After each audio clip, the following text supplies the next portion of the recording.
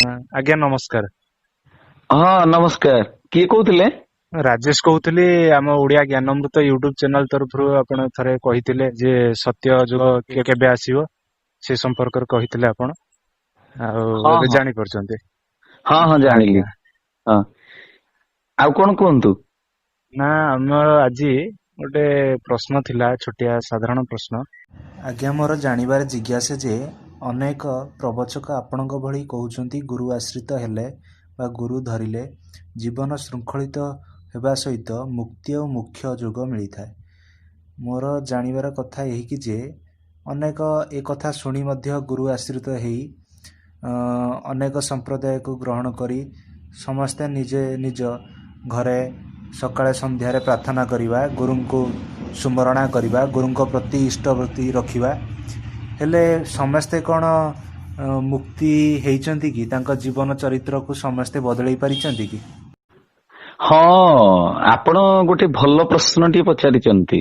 ଆପଣଙ୍କ ମନରେ ଯୋଉ ଜିଜ୍ଞାସା ଉଦ୍ରେକ ହେଇଛି, ଏଇଟା କେବଳ ଆପଣଙ୍କର ପ୍ରଶ୍ନ ନୁହେଁ, ଏଇଟା ସାରା ଜଗତର ପ୍ରଶ୍ନ ପ୍ରକୃତରେ। କାରଣ ସୁକଦେବ ଗୋସ୍ୱାମୀ କହିଲେ ଭାଗବତ, ପରୀକ୍ଷିତ ଶୁଣିଲେ। ପରୀକ୍ଷିତ ସିନା କର୍ମବନ୍ଧନରୁ ମୁକ୍ତ ହେଲେ, କିନ୍ତୁ ସାରା ସଂସାର ପାଇଁ ଭାଗବତ ଏକ ଦିଗ୍ଦର୍ଶନ ହିଁ ରହିଗଲା। ତ ଆପଣ ସେଇଭଳି ଗୋଟେ ପ୍ରଶ୍ନ ପଚାରିଛନ୍ତି, ଏଟା ସମସ୍ତଙ୍କ ପାଇଁ ଜାଣିବା ଦରକାର। ସମସ୍ତଙ୍କର କଲ୍ୟାଣ ପାଇଁ ଏ ପ୍ରଶ୍ନଟା ପଚାରିଛନ୍ତି। ଠିକ ଅଛି। ଆଉ ଗୋଟିଏ କଥା ମୁଁ କହିବି ଯେ ମୁଁ କୌଣସି କଥା ମୁଁ ଟିକେ ସର୍ଟକଟ ରେ କହିପାରେ ନା, ବୁଝିଲେ ନା। ଆଜ୍ଞା। ମୋ କଥାଟା ଟିକେ ସମ୍ପୂର୍ଣ୍ଣ ବୁଝେଇବା ପାଇଁ ଟିକେ ଲେଙ୍ଗଦି ହେଇଯାଏ, ଟିକେ ଲମ୍ବା ହେଇଯାଏ। ଆଜ୍ଞା। ତେଣୁ ଆପଣ ଭୁଲ ବୁଝିବେନି, ଯେପର୍ଯ୍ୟନ୍ତ କହିବି ଆଉ। ଆଜ୍ଞା। ହଁ, ଯୋଉ କହିଲେ ଯେ ସତସଙ୍ଗ ଯୋଉମାନେ କରୁଛନ୍ତି, ଯୋଉମାନେ ଭଗବାନଙ୍କର ଆଶ୍ରିତ ବୋଲି ପୋଷାକ ପରିଚ୍ଛଦ ପିନ୍ଧିଛନ୍ତି, ମାଳା ତିଳକ ପିନ୍ଧିଛନ୍ତି, ଆଉ ସେମାନେ ତାଙ୍କ ସାମାଜିକ ଜୀବନରେ ନିଜକୁ ଶୃଙ୍ଖଳିତ କରିପାରିଛନ୍ତି କି ନିଜେ ଚରିତ୍ରବାନ ହେଇପାରିଛନ୍ତି? କି? ଆଜ୍ଞା। ହଁ, ଏଇଟା ସବୁଠୁ ବଡ କଥା। ଆଜ୍ଞା। କାରଣ ବର୍ତ୍ତମାନ ଧରାପୃଷ୍ଠରେ ବହୁତ ଧର୍ମ ସମ୍ପ୍ରଦାୟ ଗଢି ଉଠିଛି। ଆଜ୍ଞା। ଧର୍ମ ସମ୍ପ୍ରଦାୟକୁ ଯୋଉମାନେ ଯାଆନ୍ତି, ଧର୍ମ ସମ୍ପ୍ରଦାୟର ପରିସରଭୁକ୍ତ ଯୋଉମାନେ ହୁଅନ୍ତି, ସମସ୍ତଙ୍କ ଭିତରେ ସାଙ୍ଗେ ସାଙ୍ଗେ ଯେ ସମସ୍ତେ ଅତିମାନ ସ୍ତରରେ ପହଞ୍ଚିଯିବେ, ସମସ୍ତଙ୍କର ଚରିତ୍ର ଗଠନ ହେଇଯିବ, ଏ କଥା ବୁଝିବାଟା ଭୁଲ। କାହିଁକି ନା ସବୁର ଗୋଟେ ଶ୍ରେଣୀ ଅଛି, ସ୍ତର ଅଛି। ପ୍ରଥମ ଶ୍ରେଣୀ, ଦ୍ୱିତୀୟ ଶ୍ରେଣୀ। ଆମେ 10ମ ଶ୍ରେଣୀ ପାସ୍ କଲା ପରେ ଯାଇ କଲେଜରେ ନାଁ ଲେଖଉଛେ, ହଁ କି ନାଇଁ? ଆଜ୍ଞା। ହଁ, ତେଣୁ ଆମେ ପାହାଚ ପରେ ପାହାଚ ସେମିତି ଅଛି ଆଧ୍ୟାତ୍ମିକ ଜଗତରେ, ଏଇ ପରମାର୍ଥ ପଥରେ ମଧ୍ୟ ପାହାଚ ପରେ ପାହାଚ ଅଛି। ତେଣୁ ଯେତେବେଳେ ଧର୍ମ ସମ୍ପ୍ରଦାୟ ଭିତରକୁ ଗୁରୁ ଆଶ୍ରିତ ହେବାକୁ କେତେ ପ୍ରକାରର ଲୋକ ସବୁ ତା ଭିତରକୁ ଯାଆନ୍ତି। ଆର୍ତି, ଅର୍ଥାର୍ଥୀ, ଜିଜ୍ଞାସୁ, ଜ୍ଞାନୀ, 4 ପ୍ରକାରର ଭକ୍ତ। ଯୋଉମାନେ ଜ୍ଞାନ ଅର୍ଜନ କରିବା ପାଇଁ ଯାଇଥାନ୍ତି, ସେମାନେ ଗୁରୁଙ୍କର ଆଶ୍ରିତ ହୋଇ ଆଗରୁ ତାଙ୍କ ପାଖରେ ଆଧାର ଥାଏ, ସେମାନେ ନିଜ ଜୀବନକୁ ଶୃଙ୍ଖଳିତ କରିକିରି ପରମାର୍ଥ ପଥରେ ଆଗକୁ ଆଗକୁ ଆଗେଇ ନିଅନ୍ତି, ସାଧନ ଭଜନ କରନ୍ତି, ମୁକ୍ତି ପ୍ରୟାସୀ ହୁଅନ୍ତି। ସେମାନେ ଜ୍ଞାନୀ। ଆଉ କିଛି ଥାନ୍ତି ଜିଜ୍ଞାସୁ, ଜାଣିବା ପାଇଁ ଯୋଉମାନେ ଯାଇଥାନ୍ତି, ଜାଣନ୍ତି ଏବଂ ଜାଣିଲା ପରେ ଜ୍ଞାନୀ ହେଇଯାଆନ୍ତି, ଜ୍ଞାନୀ ସ୍ତରକୁ ସେ ଉଠି ଯାଆନ୍ତି।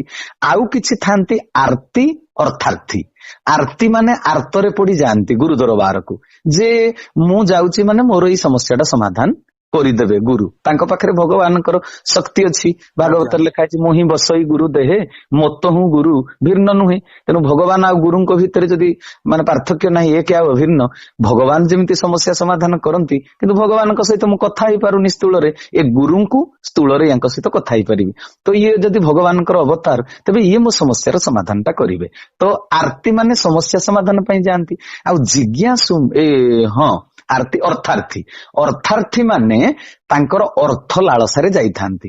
ମୁଁ ୟାଙ୍କୁ ଟିକେ ଗ୍ରହଣ କରିଗଲେ ମୋ ଚଲାପଥ ସୁଗମ ହେଇଯିବ, ମୋର ଯାହା ମନରେ ଅଭିଷ୍ଟ ଅଛି, ମୁଁ ଯେମିତି ରୋଜଗାର କରିବା ପାଇଁ ଚାହୁଁଛି, ଧର୍ମ ଅର୍ଥ କାମ ମୋକ୍ଷ ଯୋଉ ଚତୁର୍ବର୍ଗ, ହେତୁରୁ ଅର୍ଥଟା ମତେ ଭଲରେ ମିଳିଯିବ, ଏଇଭଳି ଭାବରେ କିଛି ଲୋକ ଲୋଭରେ ପଡିକି ମଧ୍ୟ ଯାଇଥାନ୍ତି। ଲୋଭରେ ପଡିକି ଯାଇଥାନ୍ତି। ତ ଯୋଉମାନେ ଦେହାଭିମାନୀ ମଣିଷ, ସେ ଈଶ୍ୱରଙ୍କ କୃପାକୁ ସତରେ ବୁଝି ପାରନ୍ତି ନାହିଁ। ଗୁରୁ କଣ ଦିଅନ୍ତି, ଗୁରୁଙ୍କୁ କଣ ମାଗିବା କଥା, ଏ କଥା ସେ ଜାଣିପାରନ୍ତି ନାହିଁ। ତ ସେଇଭଳି ଲୋକମାନେ ଜୀବନରେ ଯେତେବେଳେ ପ୍ରତିକୂଳ ପରିସ୍ଥିତି ଆସେ ସେମାନଙ୍କର ବୁଝିବା ଦରକାର ଈଶ୍ୱର ତାଙ୍କ ଆଡକୁ ଆକର୍ଷିତ କରିବା ପାଇଁ ଏ ବ୍ୟବସ୍ଥା କରିଛନ୍ତି। କିନ୍ତୁ ଦୁଃଖରେ ପଡିଲେ ମଣିଷ କହେ ଭଗବାନ ବୋଧେ ମତେ ଦୁଃଖ ଦଉଛନ୍ତି ମାନେ ମୁଁ ଆଉ ତାଙ୍କୁ ଭଜନ କରିବି ନାହିଁ। ବହୁତ ଲୋକ ସଂସାରରେ ଅଛନ୍ତି ସେମାନେ ଦୁଃଖ ପାଇଲା ବେଳେ ବୁଝିବା କଥା ଯେ ଭଗବାନ ମତେ ଆହୁରି ନିକଟବର୍ତ୍ତୀ କରୁଛନ୍ତି। ବୁଝିହେଲା ନା? ଈଶ୍ୱର ପ୍ରେମରେ ବୁଡି ଯିବା ପାଇଁ ଭଗବାନ ଅବସର ମତେ ଦଉଛନ୍ତି। ଏ ସଂସାର ହେଉଛି ଭବ ସମୁଦ୍ର, ଭକ୍ତ ଅଭକ୍ତ ସମସ୍ତେ ଏଇ ସମୁଦ୍ରରେ ଭିଜୁଛନ୍ତି ହଜୁଛନ୍ତି। ଯିଏ ପ୍ରକୃତରେ ଭକ୍ତ ଭବସାଗରରେ ଅବଗାହନ କରିବାରୁ ବିରତି ନେଇ ଈଶ୍ୱରଙ୍କ ସହ ରତି କରିବାର ଇଚ୍ଛାଟି ସେ ପୋଷଣ କରେ ମନରେ। ଭକ୍ତ ଜୀବନରେ ବହୁତ ଦୁଃଖ ପରିସ୍ଥିତି ସବୁ ଆସେ। ଅନେକ ଭାବନ୍ତି ଗୁରୁ ଦୀକ୍ଷା ଗ୍ରହଣ କରି ସତ୍ସଙ୍ଗ କଲେ ଜୀବନରୁ ଦୁଃଖ ଉଭେଇ ଯାଏ। ନା, ଭକ୍ତ ଆଧ୍ୟାତ୍ମିକତାରେ ମଜି ଈଶ୍ୱରୀୟ ପ୍ରେମରୁ ଆନନ୍ଦ ଅନୁଭବ କରେ, ହେଲେ ତାକୁ ଭୌତିକ ଦୁଃଖ ପ୍ରବଳ ମାତ୍ରାରେ ଯନ୍ତ୍ରଣା ଦେଉଥାଏ। ଏଟା ପ୍ରକୃତ ଭକ୍ତ ବୁଝିପାରେ। ସାଧାରଣ ମଣିଷ ଠାରୁ ସେ ନିନ୍ଦାସୂଚକ ବାକ୍ୟ ଶୁଣେ। ଆଉ କେତେକ ଆଧ୍ୟାତ୍ମବାଦର ପରିସର ଭିତରେ ପ୍ରବେଶ କରିଥାନ୍ତି, ମାତ୍ର ଆଧ୍ୟାତ୍ମବାଦୀ ହୋଇପାରନ୍ତି ନାହିଁ। ସାଧାରଣ ଲୋକ ଅପରିପକ୍ୱ ଅବସ୍ଥାରେ ସେମାନେ ଥାଆନ୍ତି। ପ୍ରକୃତ ଭକ୍ତ ଏମାନଙ୍କ ଠାରୁ ମଧ୍ୟ ନିନ୍ଦା ଶୁଣେ। ଯେମିତି ମଶାରୀ ବାହାରେ ମଶା, ମଶାରୀ ଭିତରେ ବି ମଶା। ମାନେ ଆଧ୍ୟାତ୍ମିକର ପରିସର ଭିତରେ ବି ଏମିତି ଲୋକ ଥାଆନ୍ତି, ସେଇ ତାଙ୍କର ଗୁରୁ ଆଶ୍ରିତ ନିଜ ଗୁରୁ ଭାଇଟିଏକୁ ମଧ୍ୟ ଥଟ୍ଟା ପରିହାସ କରନ୍ତି। ଆପଣ ଜାଣିଥିବେ ଆଧ୍ୟାତ୍ମିକ ପରିବେଶ ଭିତରେ ଥଟ୍ଟା ପରିହାସ ଯନ୍ତ୍ରଣା ଏ ମାର୍ଗରେ ଆମେ ଅନୁଭବ କରୁଛୁ, ଆପଣ ବି ଅନୁଭବ କରୁଛନ୍ତି। ଆଜ୍ଞା, ବାହାରେ ଥଟ୍ଟା ପରିହାସ, ଭିତରେ ବି ଥଟ୍ଟା ପରିହାସ। ହେଲେ ପରମ ପ୍ରେମରେ ତଲ୍ଲୀନ ହୋଇ ନାମ ଜପରେ ଯିଏ ମଗ୍ନ ଥିବ ତାକୁ ଥଟ୍ଟା ପରିହାସ, ନିନ୍ଦା ଅପନିନ୍ଦା ବ୍ୟସ୍ତ କରିପାରିବ ନାହିଁ। ଭକ୍ତ ଜୀବନରେ ବେଳେ ବେଳେ ବଡ ବଡ ଭୟାନକ ବିଷମ ପରିସ୍ଥିତି ଆସି ପହଞ୍ଚେ। ଅପରିପକ୍ୱ ସାଧନାହୀନ ଭେକ ପିନ୍ଧା ଭକ୍ତ ମାନେ ପରିସ୍ଥିତିର ଦାସ ପାଲଟି ଯାଆନ୍ତି, ଭୟ କରନ୍ତି, ନିଷ୍ଠା ଭାଙ୍ଗି ଦେଇ ପରିସ୍ଥିତି ଅନୁସାରେ କାର୍ଯ୍ୟ କରନ୍ତି। ନିଷ୍ଠାବାନ ଭକ୍ତ ପ୍ରତିକୂଳ ପରିସ୍ଥିତିରେ ବି ସେ ଖୁସି ହୁଏ। କାରଣଟା କଣ ନା, ପ୍ରଭୁଙ୍କୁ ଅନୁଭବରେ ଆଣିବା ପାଇଁ ସେଇଟା ହଉଛି ପ୍ରକୃଷ୍ଟ ସମୟ। ପ୍ରଭୁ କେମିତି କୃପା କରୁଛନ୍ତି ବୋଲି ତାହା ଜାଣିବାର ସମୟ। ଯେତେବେଳେ ସାଧକକୁ କୌଣସି ଆଶ୍ରୟ ଦେଖାଯାଉନଥିବ, ସେଇ ସମୟ ହେଉଛି ପ୍ରଭୁଙ୍କୁ ଅନୁଭବ କରିବାର ଉପଯୁକ୍ତ ସମୟ। ଅନେକ ବ୍ୟକ୍ତି ପ୍ରଭୁଙ୍କ କାର୍ଯ୍ୟରେ ଉଦାସୀନ ହୋଇ ନିରୁତ୍ସାହିତ ହୋଇ ଭୟରେ ଚୁପଚାପ ବସି ରହିବେ। ଇଷ୍ଟଙ୍କ ବିଧିବିଧାନକୁ ପଛରେ ପକେଇ ମାନେ ତାଙ୍କର ନିଜ ବୁଦ୍ଧିଟା ସେତେବେଳେ ଖଟାନ୍ତି। ସେତେବେଳେ ପ୍ରକୃତ ଭକ୍ତ ପ୍ରଭୁଙ୍କ କାର୍ଯ୍ୟ କରେ। ସେ କାର୍ଯ୍ୟ କରୁଥିବା ବେଳେ ପ୍ରଭୁ ଆହୁରି ପରୀକ୍ଷାରେ ପକେଇ ଦିଅନ୍ତି, ସମସ୍ୟା ସୃଷ୍ଟି କରିଦିଅନ୍ତି। ଭକ୍ତର ମନକୁ ନ୍ୟୁନ କରିଦେବା ପାଇଁ, ମନକୁ ଭାଙ୍ଗି ଦେବା ପାଇଁ ଆହୁରି ସମସ୍ୟା ଆଣି ସାମ୍ନାରେ ଥୋଇ ଦିଅନ୍ତି। ସେତେବେଳେ ଭକ୍ତ ଯଦି ଭାଙ୍ଗି ପଡିଲା, ତେବେ ସେ ସାଧାରଣ ଜୀବ ପରି ହାରିଯିବ। ତାର ସାଧନା ପରିପକ୍ୱ ନୁହେଁ ବୋଲି ବୁଝିବାକୁ ପଡିବ। ପ୍ରଭୁଙ୍କ ପ୍ରତି ତାର ଯେଉଁ ଭଲ ପାଇବା ଥିଲା ତାହା ଛଳନା ଥିଲା ବୋଲି ବୁଝିବାକୁ ପଡିବ। ଜୀବନ ଚାଲିଯିବା ପରିସ୍ଥିତି ଆସିଲେ ମଧ୍ୟ ଭକ୍ତ ତାର ନିଷ୍ଠାରେ ଅଟଳ ରହେ। ଚତୁର୍ଦିଗରେ ଥଟ୍ଟା ପରିହାସର ରୋଳ ଉଠୁଥିବ, ଲୋକେ ଘୃଣା କରୁଥିବେ, ଭକ୍ତର ହୃଦୟ ସେତେବେଳେ ଅଧିକ କଠିନ କରିବାକୁ ପଡିବ। ସେତେବେଳେ ପ୍ରଭୁଙ୍କ କାର୍ଯ୍ୟରେ ମନୋନିବେଶ କରିବା ହିଁ ଅଚଳା ଭକ୍ତି ବା ବିଶୁଦ୍ଧ ଭକ୍ତି ବୋଲି କୁହାଯିବ। ଠାକୁରଙ୍କୁ ପ୍ରାର୍ଥନା କରିବା ଉଚିତ ଯେ, ହେ ପ୍ରଭୁ ମତେ ସବୁବେଳେ ପ୍ରତିକୂଳ ପରିବେଶ ଦିଅ। କୁନ୍ତୀ ଭଗବାନଙ୍କୁ କେବଳ ଦୁଃଖ ମାଗିଲେ କାହିଁକି? ବୁଝିପାରିଛନ୍ତି? ପରିବେଶ ପରିସ୍ଥିତି ଅନୁକୂଳ ହେଇଗଲେ ସଂସାର ପ୍ରତି ଅନୁରାଗ ଆସିଯିବ, କୌଣସି ବସ୍ତୁ ବ୍ୟକ୍ତି ପ୍ରତି ଆସକ୍ତି ଆସିଯିବ। ପ୍ରତିକୂଳ ପରିବେଶ ଆସିଲେ ସବୁ ପାଖାପାଖି ମଣିଷର ଅସଲ ଚେହେରାଟା, ଅସଲ ପରିଚୟଟା ମଣିଷ ଜାଣିପାରେ, ଯାହା ଫଳରେ ସମସ୍ତଙ୍କ ପ୍ରତି ଥିବା କର୍ତ୍ତବ୍ୟ କରିବେ, କିନ୍ତୁ ଆସକ୍ତିରେ ପଡିବେନି। ଆସକ୍ତିଟା କେବଳ ଭଗବାନଙ୍କ ପାଇଁ ରହିବ। ଏ ସଂସାର ମିଥ୍ୟା ନା ସତ୍ୟ, ତାର ସ୍ୱରୂପକୁ ସେତେବେଳେ ମଣିଷ ଜାଣିଯିବ। ଭଲ ପାଇବା ହେଉଛି ନାଟକ, ଅଭିନୟ। ତେଣୁ ନିଜର କର୍ତ୍ତବ୍ୟ ଶେଷ କରି ମୋକ୍ଷ ପ୍ରାପ୍ତି ପାଇଁ ଜାଗ୍ରତ ରହିବ। ସେତେବେଳେ ପ୍ରିୟ ପରିଜନ ଯେତେ ଅଛନ୍ତି ସ୍ୱାର୍ଥ ପାଇଁ ମୋ ସହିତ ଯୋଡି ହେଇଛନ୍ତି, କେହି ଜଣେ ବି ବାସ୍ତବ ଶାନ୍ତି ଦେଇପାରିବେ ନାହିଁ, ଏଟା ଆପଣ ଅନୁଭବ କରିବେ। ପ୍ରଭୁଙ୍କ ବ୍ୟତୀତ କେହି ନିଜର ନୁହନ୍ତି, ସ୍ୱାର୍ଥର ଜାଲ ବିଛାଇ ଦେଇଛନ୍ତି ଏ ଦୁନିଆ ସାରା। ଏଇ ବିବେକ ଜ୍ଞାନ ଯେତେବେଳେ ପ୍ରତିକୂଳ ପରିସ୍ଥିତିରେ ଅର୍ଜନ କରି ହେବ, ଯୋଗ ତପସ୍ୟା ଦ୍ୱାରା ମଣିଷ ଯେଉଁ ଆସକ୍ତିକୁ ଛାଡି ପାରୁନାହିଁ, ସେ ସତ୍ୟକୁ ବୁଝିପାରିବ, ଆସକ୍ତିଟା ଆପେ ଆପେ ଛାଡିଯିବ। ପ୍ରତିକୂଳ ପରିସ୍ଥିତିରେ ସେ ସତ୍ୟକୁ ବୁଝିପାରିବ, ଆସକ୍ତିକୁ ଛାଡିପାରିବ। ପ୍ରଭୁ ପ୍ରେମରେ ଯଦି ଦୃଢତା ନଥିବ, ମନ ବିକାରଗ୍ରସ୍ତ ହେଇଯିବ, ଭଗବତ ମାର୍ଗକୁ ତ୍ୟାଗ କରିଦବ ମଣିଷ, ସଂସାର ପଥରେ ବାଟ ଚାଲିପାରିବ ନାହିଁ, ପାଦ ଟଳମଳ ହେଇଯିବ। ବାରମ୍ବାର ସତସଙ୍ଗ ଦ୍ୱାରା ଯାହାର ଆତ୍ମଚେତନା ଆସି ସାରିଛି, ସେ ଜୀବନରେ ଏମିତି ପରିସ୍ଥିତି ଆସିଲେ ବି ଅନେକ ପ୍ରକାର ବ୍ୟକ୍ତି ଜୀବନରେ ଆସିବେ, ଏମିତି ଘଟଣା ଘଟିବ ଯାହାକି ପ୍ରଭୁଙ୍କ ସହ ଆହୁରି ନିବିଡ଼ ହେବାର ଅବସର ମିଳିବ ବୋଲି ଭଲ ଲୋକଟା ବୁଝିପାରିବ। ଆଜ୍ଞା ହଁ, ସମସ୍ତେ ପର ହେଇଗଲେ ପ୍ରଭୁ ନିଜର ହେଇଯିବେ, ଏଇଟା ଆତ୍ମଜ୍ଞାନ। ଆଜ୍ଞା ଆଜ୍ଞା ଦୃଢତା ନଥିଲେ ଲାଗିବ ପ୍ରଭୁ ମୋ ଜୀବନରେ ଏମିତି ପରିସ୍ଥିତି କିପରି ସୃଷ୍ଟି କଲେ ଯେ ପ୍ରଭୁ କଣ ମତେ ବିକାରଗ୍ରସ୍ତ କରି ମୋ ସହିତ ସମ୍ପର୍କ ତୁଟେଇ ଦେବାର ବ୍ୟବସ୍ଥା ଏଇଟା କରୁଛନ୍ତି କି?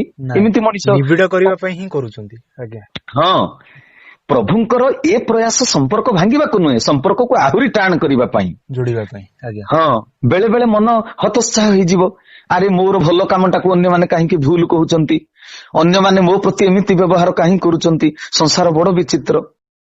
ବିନା କାରଣରେ ତୁମକୁ ଗାଳି ଶୁଣିବାକୁ ପଡିବ। ତୁମେ ତେଣୁ ଅନ୍ୟମାନଙ୍କ ଠାରୁ କେବେ ପ୍ରେମ ଆଶା କରିବ ନାହିଁ, ଅନ୍ୟଠାରୁ ଶାନ୍ତି ମିଳିବ ନାହିଁ, ସନ୍ତୋଷ ମିଳିବ ନାହିଁ, ପ୍ରେମ ମିଳିବ ନାହିଁ। ଏ କଳି ଯୁଗ, ସବୁଠାରେ ଛଳନା, କପଟତା, ପ୍ରତିହିଂସା, ପରଶ୍ରୀ କାତରତା, କୁଟିଳତା, ଚଞ୍ଚକତା, ସାମ୍ନାରେ ଗୋଟେ କଥା ପଛଆଡେ ଆଉ ଗୋଟେ କଥା।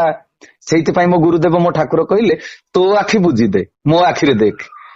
ତାଙ୍କ ଆଖିରେ ଦେଖିବା ଅର୍ଥ ହେଲା ତୁ ସମସ୍ତଙ୍କୁ ଭଲ ପା, ପ୍ରେମ କର, ହେଲେ ଅନ୍ୟଠାରୁ ଭଲ ପାଇବା ଆଶା କରନା, ପ୍ରେମ ଆଶା କରନା। ଆଧ୍ୟାତ୍ମିକ ଜଗତରେ ଭଲ ମଣିଷ ମନ୍ଦ ମଣିଷ ଉଭୟ ଅଛନ୍ତି, ତୁ ଭଲଟାକୁ ଦେଖ। ତୁ ଆଉ ମୁଁ ପରା ଦୁଇଟି ବିନ୍ଦୁ, ତୋ ଭିତରେ ମୁଁ ଅଛି, ମୋ ଭିତରେ ତୁ ଅଛୁ। କମ୍ବୁ କଣ୍ଠରେ ଥରେ କହ, ତୁମ ବ୍ୟତୀତ ମୋର କେହି ନାହିଁ। ବିଶ୍ୱଭ୍ରାତୃତ୍ୱର ସୂତ୍ରକୁ ଧରି ଯାହା ପାଇଁ ଯାହା ତା ଦ୍ୱାରା ସମ୍ଭବ ସମସ୍ତଙ୍କ ପାଇଁ କର୍ତ୍ତବ୍ୟ କରି ଚାଲ ଏ ଦୁନିଆରେ, ହେଲେ ଈଶ୍ୱରଙ୍କ ବ୍ୟତୀତ କାହାଠାରୁ ଭଲ ବ୍ୟବହାର ଆଶା ରଖ ନାହିଁ।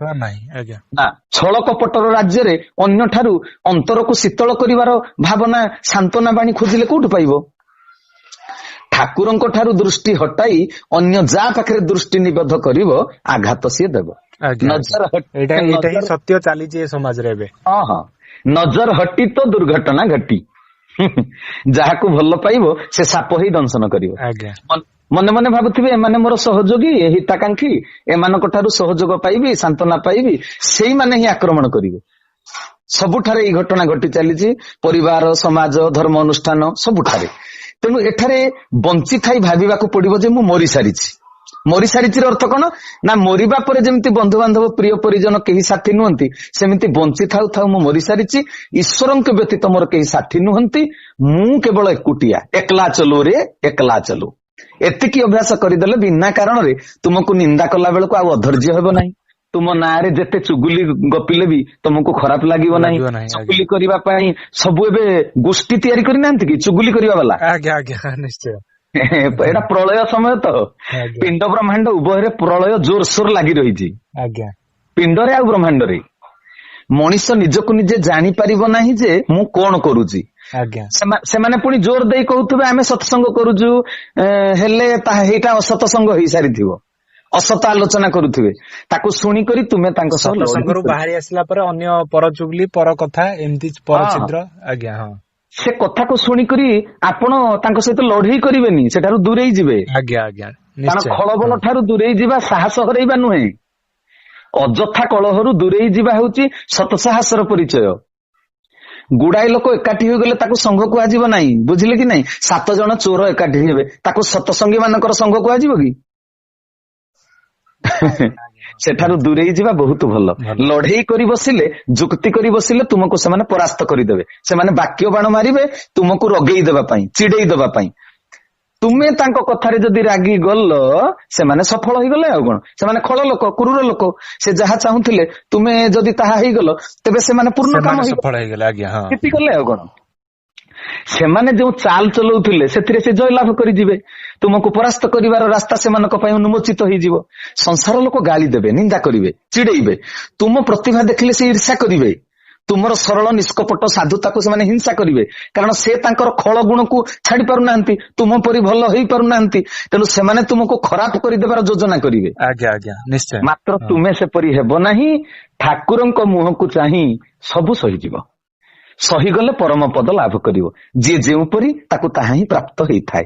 ବିଷୟକୁ ବିଷ ପ୍ରାପ୍ତ ହୁଏ, ପରମାର୍ଥୀକୁ ପରମ ଜିନିଷଟା ପ୍ରାପ୍ତ ହୁଏ। ଭଗବତ ମାର୍ଗରେ ଚାଲି ଯଦି ସାଧାରଣ ଭାବରୁ ଉପରକୁ ଉଠି ପାରିବ ନାହିଁ, ତେବେ ଚିନ୍ତା ମାଡି ବସିବ ଯେ ଆରେ ମୁଁ ତ କାହାକୁ ହିଂସା କରୁନି, ମୁଁ ତ କାହାକୁ କିଛି କ୍ଷତି କରୁନାହିଁ, କାହା ବିଷୟରେ ମନ୍ଦ ଚିନ୍ତା କରୁନାହିଁ, କାହା ବିଷୟରେ ଚୁଗୁଲି କରୁନାହିଁ, ତଥାପି କାହିଁକି ମୋ ଜୀବନରେ ଏତେ ଦୁଃଖ ଆସୁଛି, ମତେ ଲୋକ ଏତେ ଖରାପ ଭାବୁଛନ୍ତି କାହିଁକି? ଥରେ ବୁଝିଯିବାକୁ ହେବ ଯେ ଭଗବାନ ଏମାନଙ୍କୁ ପଠେଇଛନ୍ତି ମତେ ହଇରାଣ କରିବେ ବୋଲି। ଆତ୍ମସମୀକ୍ଷା କରି ଦେଖିବ ମୁଁ କିଛି ଭୁଲ କରୁନାହିଁ, ତଥାପି ମତେ ଏମାନେ ଶାସ୍ତି ଦଉଛନ୍ତି କାହିଁକି? କାରଣଟା ହେଲା ପୂର୍ବରୁ ମୋର ମନ୍ଦ କର୍ମର ମନ୍ଦ ଫଳ ଭୋଗ କରିବା ବାକି ଥିଲା, ନଚେତ କିଛି ମନ୍ଦ ଫଳ ବାକି ନଥାଇ ଠାକୁରଙ୍କୁ ଆହୁରି ନିବିଡ଼ ଭାବରେ ଭଲ ପାଇବା ପାଇଁ ପ୍ରତି ମୁହୂର୍ତ୍ତରେ ପ୍ରଭୁଙ୍କୁ ମନେ ପକେଇବା ପାଇଁ ମାନସ ଜପରେ ଲାଗି ରହିବା ପାଇଁ ପ୍ରଭୁ ନିଜେ ପରିସ୍ଥିତି ସୃଷ୍ଟି କରିଛନ୍ତି। ଆଉ ପ୍ରଭୁ ସୃଷ୍ଟି କରିଥିବା ପରିସ୍ଥିତିରେ ଯଦି ବ୍ୟତିବ୍ୟସ୍ତ ହେଉଛ, ତେବେ ଭକ୍ତି ଏପର୍ଯ୍ୟନ୍ତ ପାଚି ନାହିଁ, ପରିପକ୍ୱ ହେଇନାହିଁ। ସୁବିଧାରେ ଭଜନ କରିବି, ସତସଙ୍ଗ କରିବି, ଏଇଟା ପ୍ରକୃତ ଉପାସନା ନୁହେଁ। ଚାକିରି ଅଛି, ମେଞ୍ଚାଏ ଦରମା ପାଉଛି, ସାର୍ଟ ପ୍ୟାଣ୍ଟ ଭଲ ପିନ୍ଧୁଛି, ଗଣ୍ଡାଏ ଭଲ ଖାଇବାକୁ ମିଳୁଛି, ସେଉ କମଳା ଅଙ୍ଗୁର କଦଳୀ ସବୁ ଘରେ ମହଜୁଦ ଅଛି, ସତସଙ୍ଗ ଚାଲିଛି। ଇଏ ସୁବିଧା ବେଳର ସତସଙ୍ଗ। ଠାକୁରେ କହିଲେ ସୁବିଧା ଅସୁବିଧାରେ ସଖା ପରି ସହଯୋଗ କଲେ ତୁ ଲୀଳାଙ୍ଗ ହେଇଯିବୁରେ ଧନ, ମୋ ଗୁରୁ କହିଛନ୍ତି। ଜ୍ୟୋତି ଦର୍ଶନ କରିପାରିବୁ। ଠାକୁରଙ୍କୁ ଭଜନ କରିବାର ଠିକଣା ସମୟ ହଉଛି ଅସୁବିଧା ସମୟ। କେତେ ଅସୁବିଧା ହବ ହିଁ ନିକଟତର ହବେ। ହଁ, କେତେ ଅସୁବିଧାରେ ତୁମେ ପ୍ରଭୁଙ୍କ କାର୍ଯ୍ୟଟା କରିପାରୁଛ। ଅସୁବିଧାରେ ପ୍ରଭୁ ଅନୁଭବରେ ଆସନ୍ତି। ପ୍ରଭୁଙ୍କର କୃପାର ସ୍ୱରୂପ କେମିତି ଅସୁବିଧାରେ ହିଁ ମିଳିଥାଏ। ଆଜ୍ଞା, ହଁ, ପ୍ରଭୁ ବିପଦରେ ପକେଇଲେ ପୁଣି ଉଦ୍ଧାର କଲେ, ଦୁଇଟି ଯାକ ଅନୁଭବ ଆସିଲେ ଭକ୍ତ ଜୀବନ ସଫଳ ହେଇଯିବ ନା। ଆଜ୍ଞା, ସମସ୍ୟାର ତୀର ଛାତିରେ ବିଦ୍ଧ ହୋଇ ଯେତେ ଆଘାତ କରୁ, ଆହତ କରୁ, ଯେତେ ଆଘାତ ଦେଉ, ଆଗକୁ ଆଗେଇବାର ଅଛି। ଯଦି ଭାବିଦେଲ ବିନା କାରଣରେ କାହିଁକି ଭଗବାନ ଏତେ କଷ୍ଟ ଦେଲେ, ତେବେ ସେଇ ଟିକକ ସମୟ ଅଯଥା ହେଇଗଲା କି ନାହିଁ, ବେକାର ହେଇଗଲା କି ନାହିଁ? ସେ ଭାବିବା ସମୟ ତକ କେତେ ଥର ବୀଜ ମନ୍ତ୍ର ହେଇପାରିଥାନ୍ତା କହିଲ? ସମସ୍ୟା ତ ବାଧା ସୃଷ୍ଟି କରେ। ଭଗତ ଭଗବତ ମାର୍ଗରେ ଆଗେଇ ଯାଉଛି, ତାକୁ ରୋକିବାକୁ ଚେଷ୍ଟା କରିବ, କାଳ ଅଟକେଇବ, ତାର ଚାଲ ସେ ଚଲେଇବ। ତେଣୁ ଯେତେ ଖରାପ ପରିସ୍ଥିତି ଆସୁ ଅନ୍ୟ କିଛି ଭାବିବ ନାହିଁ, ଅନ୍ୟ କିଛି କହିବ ନାହିଁ, ସମୟ ନଷ୍ଟ କରିବ ନାହିଁ, ମୋଟେ ମୁହୂର୍ତ୍ତ ନଷ୍ଟ କରିବ ନାହିଁ। ସମୟର ସମଷ୍ଟି ପରା ଜୀବନ। ସତସଙ୍ଗ କହିଲେ 3 ଘଣ୍ଟା କି 4 ଘଣ୍ଟାର ନୁହେଁ, ସବୁ ସମୟର। ଜ୍ଞାନକୁ ନକାରାତ୍ମକ ଦିଗରେ ମନ୍ଥନ କରିବା ବ୍ୟଥାର କାରଣ। ଅନ୍ତଃକରଣରେ ମନ୍ଦ ସଂସ୍କାର ଜମାଟ ବାନ୍ଧିବ। ଜ୍ଞାନକୁ ଭାବ ମନ୍ଥନରେ ମନ୍ଥିବା ଦରକାର। ଶାନ୍ତି ଆନନ୍ଦର ଲହୁଣୀ ବାହାରିବ ସେଥିରୁ। ପ୍ରତି ମୁହୂର୍ତ୍ତର ଏଇ ଯୋଉ ମନ୍ଥନଟା, ୟାକୁ ଯୋଉ ଭଗବାନ କୃଷ୍ଣ କହିଛନ୍ତି ମନ୍ମନା ଭବ। ହଁ, ଭଗବାନ କୃଷ୍ଣ କହିଲେ ମନ୍ମନା ଭବ ମାନେ ମାନସ ଜପ, ଯେଉଁଥିରୁ ସଚିଦାନନ୍ଦକ ଅମୃତର ସ୍ୱାଦ ପ୍ରାପ୍ତ ହେବ। ତୁମେ ଦୋଷ କରିନାହଁ, କେହି ଯଦି ତୁମକୁ ଦୋଷୀ ସଜଉଛି, ତେବେ ତା ପ୍ରତି ଅମଙ୍ଗଳ ଭାବନା ବି ରଖ ନାହିଁ, ଧୈର୍ଯ୍ୟ ଧର, ସେ ସୁଧୁରିଯିବ। ନଚେତ ତମ ରାସ୍ତାରୁ ସେ ହଟେଇ ଦେବେ ଭଗବାନ ତାକୁ, କାରଣ ତୁମେ ଆଶୀର୍ବାଦର ଯୋଗ୍ୟ। ପୁରାଣରେ ଥିବା ଭକ୍ତ ଚରିତ ପଢ, ଭଗବାନ କେତେ ଦୁଃଖ ଦେଇଛନ୍ତି ଭକ୍ତ ମାନଙ୍କୁ, ମାଡ଼ ଖୁଇଛନ୍ତି, ନିନ୍ଦା ଶୁଣେଇଛନ୍ତି ଭକ୍ତକୁ, ମାଡ଼ ଖାଇଛନ୍ତି, ବହୁତ କଷ୍ଟ ପାଇଛନ୍ତି ଜୀବନରେ, ଆଉ ତାପରେ ଯାଇକି ପାଇଛନ୍ତି ଭଗବାନ। ହଁ, ଯେଉଁ ଭକ୍ତ ଦୁଃଖ ବିପଦ ନିନ୍ଦା ଅପନିନ୍ଦାର ଶିକାର ହେଉଛି, ଘୃଣା ଲାଞ୍ଛନାରେ ବୁଡିଗଲାଣି, ସେ ନିଶ୍ଚିତ ହେଇଯିବା କଥା ଯେ ପ୍ରଭୁ ସାକ୍ଷାତକାର ଦେବେ ବୋଲି ମତେ ଆଉ ଡେରି ନାହିଁ, ବୋଧେ ସମୟଟା ହେଇଗଲା, ପ୍ରଭୁ ମତେ ସାକ୍ଷାତ ଦବା ପାଇଁ ମାନେ ମତେ ଗୋଟେ ପିକ୍ ପିରିୟଡ ରେ ପହଞ୍ଚଉଛନ୍ତି। ଆଉ ଭଗବତ ସାକ୍ଷାତକାର ଗହଳିରେ ହୁଏ ନାହିଁ।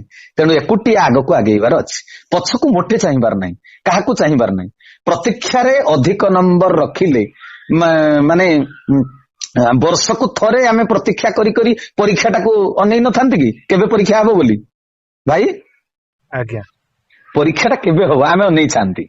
ତେବେ ପରୀକ୍ଷାରେ ଅଧିକ ନମ୍ବର ରଖିଲେ ତମକୁ ଯଦି କିଏ ଈର୍ଷା କରୁଛି, ମୁହଁ ମୋଡି ଦଉଛି, ତେବେ ଅନ୍ୟକୁ ଚାହିଁଲେ ତୁମେ ଅଟକି ଯିବନି, ତମ ପାଠ ପଢାରେ ଅଟକି ଯିବନି। ଆଜ୍ଞା, ପ୍ରତୀକ୍ଷାର ଫଳଟା ପୁରା ମିଠା। ଭଗବାନଙ୍କ ଇଚ୍ଛା ବିନା ଗଛର ପତ୍ର ହେଲେ ନାହିଁ। ଯେଉଁମାନେ ତୁମକୁ ନିନ୍ଦା କରୁଛନ୍ତି, ସେମାନେ ସେଇ ପ୍ରଭୁଙ୍କ ଇଚ୍ଛାରେ ହିଁ ତୁମକୁ ନିନ୍ଦା କରୁଛନ୍ତି। ସେମାନେ ଖଳ ଲୋକ ହୋଇଥିବାରୁ ତାକୁ ଖଳ କାମରେ ଲଗେଇଦେଲେ।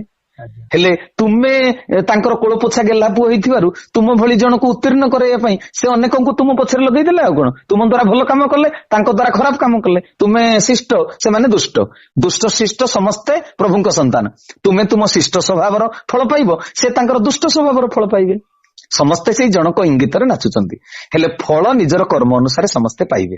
ଦୁଷ୍ଟ ମାନେ ତୁମକୁ ପୀଡା ଦେଉଥିବା ସମୟରେ ପ୍ରଭୁଙ୍କୁ ଅଭିଯୋଗ ବି କରିବ ନାହିଁ ଯେ ପ୍ରଭୁ ହେ ଏଥିରୁ ମତେ ରକ୍ଷା କର, ଡାକିବ ନାହିଁ। ନୀରବରେ କେବଳ ନାମ ଜପ କରି ଚାଲିବ। ଭକ୍ତ କେବେ ସ୍ୱର୍ଗ ପ୍ରାପ୍ତି ପାଇଁ ଇଚ୍ଛା କରେ ନାହିଁ, ଦୁଃଖରେ ପଡିବା ପାଇଁ ଭକ୍ତ ଚାହେଁ। କୁନ୍ତି ଦୁଃଖ ମାଗିଲେ ସେଇଥିପାଇଁ, ସାହାଯ୍ୟ ସହଯୋଗ ଲୋଡିଲେ ସାଧନା ବାଧା ପ୍ରାପ୍ତ ହିଁ ଭାବ ସୃଷ୍ଟି ହୋଇଥାଏ। ସେଇ ଭାବ ଦ୍ଵାରା ହିଁ ପ୍ରଭୁଙ୍କର ନିକଟବର୍ତ୍ତୀ ଜଣେ ଭକ୍ତ ହେଇପାରେ। ରାଇଟ। ଭଗବାନ ତୁମକୁ ଏକଦମ ବଳବାନ ଭାବରେ ପ୍ରତିଷ୍ଠିତ କରିବାକୁ ଚାହୁଁଛନ୍ତି, ସେଇଥିପାଇଁ ଦୁଃଖ ଦଉଛନ୍ତି। ସୁନାକୁ ଯେମିତି ଏସିଡରେ ପୋଡିଦେଲେ ଅମ୍ଳରେ ସେଟା ପିଓର ସୁନା ହେଇଯାଏ, ଖାଦିଟା ପୋଡିଯାଏ। ତୁମ ଆଗରେ ମାୟା ଯେମିତି ହାରିଯିବ, ଭଗବାନ ସେଇଟା ଚାହୁଁଛନ୍ତି। ଶରୀର ତ୍ୟାଗ ନ କରିବା ପର୍ଯ୍ୟନ୍ତ ରୋଗ ବ୍ୟାଧିରୁ ଯେମିତି ମୁକ୍ତି ମିଳେ ନାହିଁ, ବଞ୍ଚିଥାଉ ଥାଉ କେବେ ବି ଭକ୍ତକୁ ମାନେ ମିଳିବ ନାହିଁ ଶାନ୍ତି। ଭଗତ ଭଗବାନଙ୍କଠୁ ଶାନ୍ତି ପାଉଥିବ, ଏ ଜଗତଠୁ ସବୁବେଳେ ସିଏ ଏ ସମାଜରୁ ପରିବାରରୁ ଅଶାନ୍ତିଟା ପାଉଥିବ। ଏଇ ଆତ୍ମଜ୍ଞାନଟା ବୁଝିଥିବା ଦରକାର। ତେଣୁ ଆପଣ ଯୋଉ ପଚାରିଲେ ଯେ ଆଧ୍ୟାତ୍ମିକ ଜଗତରେ ସମସ୍ତେ ସଫଳ ହେଇଛନ୍ତି କି, ଯିଏ ନିରବଚ୍ଛିନ୍ନ ଭାବରେ ନିନ୍ଦା ଅପନିନ୍ଦା ସହି ଭଗବତ ପଥରୁ ମୋଟେ ବିଚ୍ୟୁତ ହବ ନାହିଁ, ସେ ନିଶ୍ଚିତ ରୂପରେ ପରୀକ୍ଷା ଶେଷରେ ଉତ୍ତୀର୍ଣ୍ଣ ହବ, ଭଲ ନମ୍ବର ରଖିବ, ମୁକ୍ତି ମୁଖ୍ୟ ନିର୍ବାଣ ନିଶ୍ଚିତ ରୂପରେ ସେ ପାଇବ, ଏଥିରେ ତିଳେ ମାତ୍ର ସନ୍ଦେହ ନାହିଁ। ତେଣୁ ଆଧ୍ୟାତ୍ମିକ ଜଗତରେ ବହୁତ ଖଳ ଲୋକ ଅଛନ୍ତି, ସେମାନଙ୍କର ସାଧନା ପରିପକ୍ୱ ନୁହେଁ, ତେଣୁ ସେମାନେ ବି ମଶାରୀ ଭିତରେ ମଶା ରହିକିରି ଯେମିତି ମଣିଷର ରକ୍ତ ଶୋଷିଲା ଭଳି ଭକ୍ତ ମାନଙ୍କୁ କଷ୍ଟ ସେ ଦିଅନ୍ତି। ଏଥର ବୁଝିଗଲା କଥା? ଆଜ୍ଞା, ବହୁତ ବହୁତ ଧନ୍ୟବାଦ ଆପଣ ମୂଲ୍ୟବାନ ସମୟ ଦେଇଥିବାରୁ ଆମ ଚ୍ୟାନେଲକୁ। ଯାହା ହଉ ଆପଣଙ୍କର ଏଇ ମୂଲ୍ୟବାନ ସମୟ ବହୁତ ଲୋକମାନଙ୍କୁ ବି କିଛି ମୋଟିଭେଟ କରିବ ଯେ କିଭଳି ଈଶ୍ୱରଙ୍କୁ ତପ ଜପ କରିବା କଥା। ଠାକୁରେ ମତେ ଜନ୍ମ ଦେଇଛନ୍ତି ତାଙ୍କ କାମ କରିବା ପାଇଁ। ଆଜ୍ଞା ଆଜ୍ଞା। ତେଣୁ ମୋର ଜନ୍ମଟା ଯୋଉଥିପାଇଁ ମୁଁ ସେ କଥାଟା ନ କହିଲେ ଜୀବନ ତ ବ୍ୟର୍ଥ। ଆଜି ପାଇଁ ଆମେ ଏଇଠୁ କଥାଟାକୁ ରଖିଲେ, ପୁଣି ଆଗାମୀ ଅଧ୍ୟାୟରେ ଆମେ ଆଉ କିଛି ନୂଆ କଥା ଆପଣଙ୍କ ଠାରୁ ଆମେ ଆଶା କରିଛୁ। ନିଶ୍ଚୟ ନିଶ୍ଚୟ। ଆଜ୍ଞା, ଜୟ ଜଗନ୍ନାଥ। ହଁ, ଜୟ ଗୁରୁ ସ୍ୱାମୀ।